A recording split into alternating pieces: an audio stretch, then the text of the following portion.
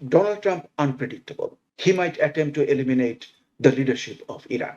আরব দেশদের এমন কিছু সক্ষমতাও নেই এবং ইউএস কে ডিফাই করার মতো এরকম দৃষ্টতা ওদের নেই। এরা মুখে মুখে কিছু বলছে, শেষ বিচারে গিয়ে দাঁড়াবে ইসরায়েল তাদেরকে মানে ইউএস এর সাথে কি বোঝাপড়া করছে।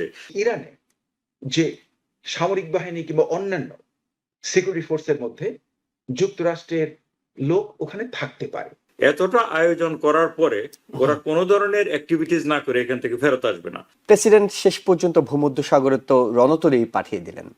এই রণতরী পাঠানো অনেক খরচ করে গিয়েছে, অর্থাৎ রণতরী যাওয়া আসার পেছনে অর্থনৈতিক খরচ অনেক আছে, শুধুমাত্র ভয় দেখানোর জন্যই কি এটি, নাকি আসলেই শেষ পর্যন্ত প্রেসিডেন্ট ইরানে আক্রমণটি চালাচ্ছেন? প্রথম আমার প্রশ্ন হলো আপনার কাছে, প্রশ্নটা সুন্দর হয়েছে যে এটা কি ভূমধ্যসাগরে না ভারত সাগর মানে ইন্ডিয়ান ওশানে, এই জিনিসটা একটু লক্ষ্য করা আমি অতটা খেয়াল করিনি, কিন্তু আমি জানি যে ওরা সেন্ট্রাল কমান্ড সাধারণত ইন্ডিয়ান ওশান হয়, এবং আমার ধারণা ছিল যে এই যে রণতরীটা আসছে এটা আসছে আপনার থেকে পূর্বাঞ্চল থেকে, ওদের ইস্টার্ন কমান্ড থেকে, যেখানে আপনার মানে চায়না, তারপরে সাউথ চায়না সি, এসব অঞ্চল থেকে। আমি এটা একটু কনফার্ম করেন, আমি অতটা লক্ষ্য করিনি, কিন্তু আমার যে আন্দাজ হলো যে এটা মানে ইন্ডিয়ান ওশানে, ভারত মহাসাগরে এটা আসছে, কারণ that is the right place to be. এখন যে এই যে মানে যেখানেই আসুক, কিন্তু এটা মধ্যপ্রাচ্যের সেন্ট্রাল কমান্ডে এলাকার মধ্যে অলরেডি ঢুকে পড়েছে। আমি আগে আপনাদেরকে যেটা বলেছিলাম যে যে এখানে যে ডোনাল্ড ট্রাম্প আনপ্রেডিক্টেবল, কিন্তু আবার তাকে কিছুটা তার যে অতীতের কাহিনীগুলো দিয়ে আমরা কিছুটা বোঝার চেষ্টা করতে পারি। সে এখানে আসছে, এসে মানে বিশাল আয়োজন করেছে, মানে একটা মানে এয়ারক্রাফট ক্যারিয়ারকে নিয়ে আসে এবং অন্যান্য যে অ্যাক্সেসরিজ নিয়ে আসছে, আর যেখানে সেন্ট্রাল কমান্ডের আপনার দিয়াগো গার্সিয়া রয়েছে, আবার গালফ অফ মানে পার্সিয়ান গালফের ভেতরে যেমন কাতারে, তারপরে বাহরাইনে, তারপরে ইউনাইটেড আরব আমিরাত, এসব অঞ্চলে এবং সৌদি আরবিয়াতে তাদের ঘাঁটি রয়েছে। বিশেষ করে কাতারে বেশ একটা ভালো সাইজ একটা ভালো পরিমাপেরই একটা বেস রয়েছে। এর সঙ্গে এই বিশাল আয়োজন, তার অর্থ কি? অর্থ হলো আমার যা ধারণা, সে মানে মানে ইরানকে মানে দোদুল্যমানতায় রাখছে, যেটা আমার ধারণা। হ্যাঁ, যে প্রেডিকশন করতে দিচ্ছে না। সে বলছে ইরান আমার সঙ্গে কথা বলতে চাচ্ছে, হ্যাঁ আমরা হয়তো একটা ডিল করব, হ্যাঁ ইত্যাদি।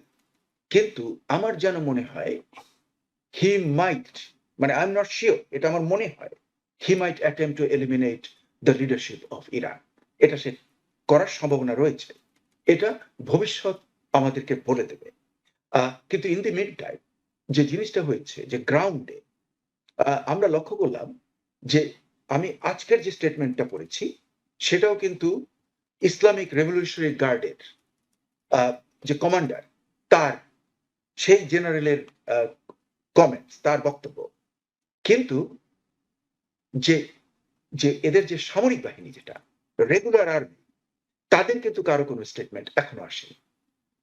আমরা লক্ষ্য করব যে ভেনেজুয়েলাতে যখন ডোনাল্ড ট্রাম্প আক্রমণ করে মাদুরোকে ধরে নিয়ে আসলো, লক্ষ্য করে দেখুন খুব গুরুত্বপূর্ণ একজন তার ক্যাবিনেটের, সেই কিন্তু বেইমানি করেছে, সেই যুক্তরাষ্ট্রের মানে ছিল, মোল ছিল ইনসাইড দ্য ভেনেজুয়েলান গভর্নমেন্ট। এখন আমাদের প্রশ্ন হলো যে ইরানে যে সামরিক বাহিনী কিংবা অন্যান্য সিকিউরিটি ফোর্সের মধ্যে যুক্তরাষ্ট্রের লোক ওখানে থাকতে পারে, সম্ভাবনাই বেশি। আমরা তো জানি যে অতীতে ইসরায়েলের যে অপারেশনস গুলো হয়েছে, তাতে কিন্তু ভিতরের লোক, ইরানের ভিতরের লোকই তাদেরকে সহায়তা করেছে, গভর্নমেন্টের ভেতরে যারা আছে, এবং অনেকের মৃত্যুদণ্ড দিয়েছে এর আগে খামেনি গভর্নমেন্ট। কাজে এখন এই পরিস্থিতিতে যে ব্যাপারটা বোঝার জন্য অনেকগুলো কম্পোনেন্ট রয়েছে, সেই কম্পোনেন্টের উপরে ভিত্তি করে আমার আপনার প্রশ্নের উত্তরে আমি বলবো যে এখনো কিন্তু মানে স্ট্রেট ফরওয়ার্ড আমরা বলতে পারবো না, কারণ অনেক আননোন ভেরিয়েবল আছে। ভিতরে ভিতরে যে কি ঘটছে সেটা কিন্তু আমরা সব জিনিসগুলো নিউজে আসছে না। কাজেই একটা জিনিসকে সত্যিকার ভালো কমেন্ট করতে হলে যে আমরা বলি কমপ্লিট সেট ম্যাথমেটিক্সে, হ্যাঁ, সেই কমপ্লিট সেটটা আমাদের হাতে নেই। কিন্তু না থাকলেও যতটুকু আছে তাতে আমার মনে হয় যে হয়তোবা ডোনাল্ড ট্রাম্প গভর্নমেন্টকে এলিমিনেট করার একটা প্রচেষ্টা চালাতে পারে, যদি আমি শিওর নই, কিন্তু ওই সম্ভাবনাটা কি আমার কাছে মনে হচ্ছে অনেক বেশি প্রকট। আমি আজকে আপনার এই অনুষ্ঠানে আপনার যারা দর্শক তাদের সম্পর্কে আমি একটা কমেন্ট করব। আপনার দর্শক মন্ডলী কিন্তু দারুণ সফিস্টিকেটেড। আমি কিন্তু কমেন্ট সেকশন পড়িনি, কিন্তু আমার লাস্ট অনুষ্ঠানটা আমি কমেন্ট সেকশন পড়েছি। তাতে কমেন্টে দর্শক মন্ডলী তারা আমার বিরোধিতা করেছে অল্প কয়েকজন, কিন্তু এত একাডেমিক এবং এত ভদ্র ভাষা এবং মানে এত অবজেক্টিভ ওরিয়েন্টেড যে আমি বিমোহিত হয়েছি।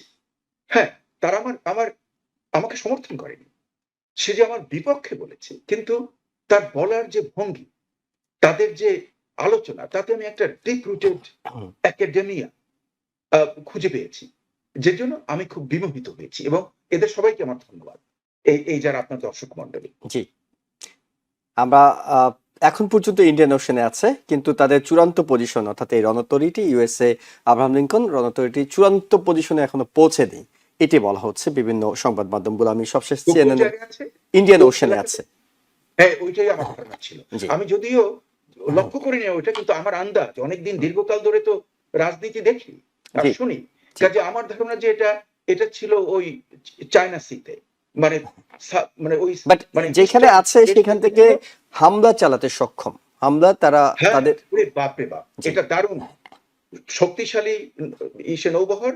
এবং আমার সেই জন্য আমি ওই আন্দাজ করে বলেছি যে এটা সেন্ট্রাল কমান্ডের আন্ডারে যেহেতু, হ্যাঁ হ্যাঁ, কাজে এটা হবে ইন্ডিয়ান ওশন, এভাবে আমি ধারণা করেছি। জি, প্রফেসর ডক্টর এম খালেকুজ্জামান, সেটি হলো যে এবার একটু আরব দেশগুলো শক্ত অবস্থানে আছে। তারা অনেকেই বলছে যে আমাদের আকাশ সীমা ব্যবহার করতে আমরা দেব না বলেই হয়তো অনেকে মনে করছেন একেবারে রণতরী নিয়ে এখন আর আকাশ সীমা ব্যবহার করার প্রয়োজন হবে না, সরাসরি যেখানে থাকবেন রণতরী থেকে হামলা চালানো সম্ভব। একদিকে ইরান এবং তার মিত্র, যদি আমরা নাও বলি আরব দেশগুলো, তাদের এই হামলা প্রতিহত করার চেষ্টা, বাধা দেওয়ার চেষ্টা। অন্যদিকে ইসরায়েল সেখানে যেটুকু ইন্ধন দেওয়া দরকার তার সবটুকুই দিচ্ছে। আপনার বিশ্লেষণটা একটু শুনি যে শেষ পর্যন্ত কোন দিকে মোড় নিতে পারে। জি জি, ধন্যবাদ আপনাকে। আসলে আরব দেশগুলো এই ব্যাপারে কি বলবে বা বলছে, এটা শেষ বিচারে গিয়ে খুব বেশি প্রণিধানযোগ্য হবে না। কারণ আরব দেশরা কথা বলতেই পারে, কিন্তু আরব দেশদের এমন কিছু সক্ষমতাও নেই এবং ইউএস কে ডিফাই করার মতো এরকম দৃষ্টতা ওদের নেই। এরা মুখে মুখে কিছু বলছে, শেষ বিচারে গিয়ে দাঁড়াবে ইসরায়েল তাদেরকে মানে ইউএস এর সাথে কি বোঝাপড়া করছে, তাদের এটা কতটা, তাদের অনেক ইন্টেলিজেন্স আছে যে আক্রমণ যদি করে বসে তাহলে ইরান কি ইতিমধ্যেই মনে করুন যে নিউক্লিয়ার কোনো ওয়েপন ওরা তৈরি করে ফেলেছে কিনা, অথবা যদি আক্রমণ একটু হয় ইরানের উপর, তাহলে প্রতি আক্রমণটা কোথায় হবে? প্রতি আক্রমণটা তো নিশ্চয়ই ইউএসএ দেশে হবে না, প্রতি আক্রমণটা করবে হচ্ছে ইসরায়েলে।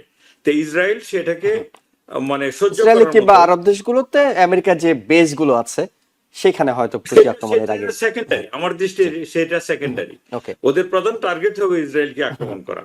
তা ইসরায়েল সেই হিসাব নিকাশটা করে এক ধরনের মানে বোঝাপড়ায় আসবে ইউএস এর সাথে, এটা করা প্রয়োজন কিনা। তবে আমার কাছে যেটা মনে হচ্ছে, এতটা আয়োজন করার পরে ওরা কোনো ধরনের অ্যাক্টিভিটিস না করে এখান থেকে ফেরত আসবে না।